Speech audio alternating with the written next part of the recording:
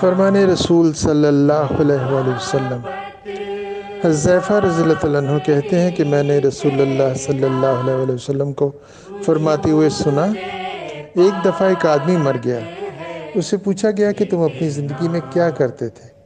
اس نے جواب دیا، میں ایک تاجر تھا اور امیروں کو قرض ادا کرنے کے لیے وقت دیتا تھا اور غریبوں کے قرض کا کچھ حصہ کاٹتا تھا، تو اس کے گناہ معاف کر دیے گئے۔